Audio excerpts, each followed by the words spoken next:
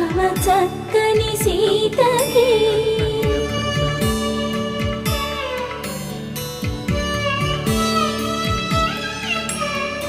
ఎర్ర జాబిలి చేయి రాముడేడని అడుగుతుంటే చూడలేదని పెదవి చెప్పే చెప్పలేమని కనులు చెప్పే నల్ల పూసై